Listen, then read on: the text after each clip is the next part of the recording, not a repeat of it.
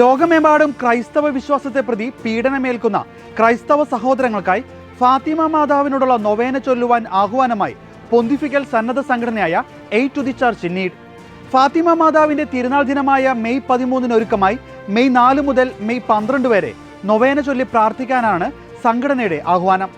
വെല്ലുവിളികളും പീഡനങ്ങളും നിറഞ്ഞ ലോകത്ത് ദൈവമാതാവ് സംരക്ഷണത്തിനായുള്ള മാധ്യസ്ഥം വാഗ്ദാനം ചെയ്യുകയാണെന്നും നൊവേന ചൊല്ലി പ്രാർത്ഥിക്കുന്നത് അവിടുത്തെ ദിവ്യകാരുണ്യത്തിലേക്ക് അടുക്കുവാനും അവിടുത്തെ സംരക്ഷണം തേടാനും പ്രയാസകരമായ സമയങ്ങളിൽ ആശ്വാസം കണ്ടെത്താനുമുള്ള അവസരമാണെന്നും സംഘടന പ്രസ്താവിച്ചു.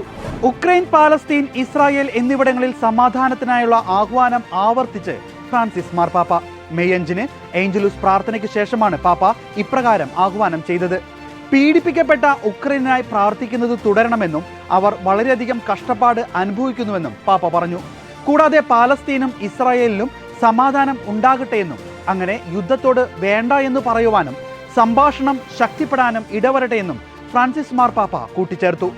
ആക്രമണത്തിന്റെയും യുദ്ധത്തിന്റെയും രൂക്ഷത അവസാനിപ്പിക്കാനും സമാധാനത്തിനും സംവാദത്തിനും വേണ്ടിയും പരിശുദ്ധ പിതാവ് ആവർത്തിച്ച് ആഹ്വാനം ചെയ്തു. പാവങ്ങൾക്ക് സഹായമെത്തിച്ച് പെറുവിലെ സ്വീറ്റ്നെസ് ഓഫ് മേരി എന്ന പുതിയ പാലിയേറ്റീവ് കെയർ ആശുപത്രി.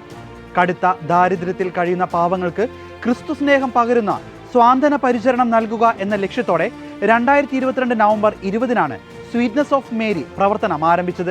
ജീവകാരുണ്യ പ്രവർത്തനങ്ങൾക്ക് പേരുകേട്ട വൈദികനും അസോസിയേഷൻ ഓഫ് ദി ബീറ്റിറ്റ്യൂഡ്സിന്റെ സ്ഥാപകനുമായ ഫാദർ ഒമർ സാഞ്ചസിന്റെയും സഹപ്രവർത്തകരുടെയും സ്വപ്ന സാക്ഷാത്കാരമാണ് സ്വീറ്റ്നെസ് ഓഫ് മേരി എന്ന ആശുപത്രിയുടെ ആരംഭം. പരിഹാര പ്രവൃത്തി ക്രൈസ്തവ മൂല്യങ്ങൾക്ക് അധിഷ്ഠിതമാകണമെങ്കിൽ തെറ്റു മനസ്സിലാക്കുകയും മാപ്പ് ചോദിക്കുകയും ചെയ്യുക ആവശ്യമാണെന്നും ഓർമ്മിപ്പിച്ചുകൊണ്ട് ഫ്രാൻസിസ് പാപ്പ 1673 ഫ്രാൻസിലെ പരലെ മോണിയായിൽ വിശുദ്ധ മാർഗ്രറ്റ് മേരി അലക്കോക്കിന് യേശു ദർശനം നൽകിയതിന്റെ 350-ാം വാർഷികത്തോടനുബന്ധിച്ച് റോമിൽ സംഘടിപ്പിച്ച സമ്മേളനത്തിൽ പങ്കെടുത്തവരോടാണ് പാപ്പ ഇക്കാര്യം പറഞ്ഞത്.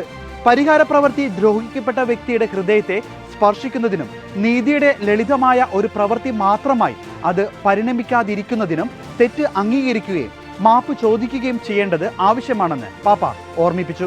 ചരിത്രത്തിൽ ആദ്യമായി അറബ് ക്രിസ്ത്യൻ വനിത ഇസ്രായേലിലെ സർവകലാശാലയുടെ റെക്ടറായി തെരഞ്ഞെടുക്കപ്പെട്ടു. പ്രൊഫസർ മൗന മറൂണാണ് ഹൈഫ സർവകലാശാലയുടെ റെക്ടറായി തെരഞ്ഞെടുക്കപ്പെട്ടിരിക്കുന്നത്. ഹൈഫ സർവകലാശാലയിൽ ഇതിനു മുമ്പ് മറ്റൊരു അറബ് വംശജരായ ക്രിസ്ത്യാനിയോ സ്ത്രീയോ റെക്ടർ സ്ഥാനം വഹിച്ചിട്ടില്ല. ഇസ്രായേലിലെ വിദ്യാഭ്യാസ സമ്പ്രദായത്തിൽ റെക്ടറാണ് സർവകലാശാലയുടെ തലവൻ. ഇസ്രായേൽ അക്കാദമിയിൽ എല്ലാം സാധ്യമാണെന്നതിന്റെ പ്രധാന സന്ദേശമാണ് തന്നെ തെരഞ്ഞെടുക്കുന്നതിലൂടെ വ്യക്തമായിരിക്കുന്നതെന്ന് മൗന പറഞ്ഞു.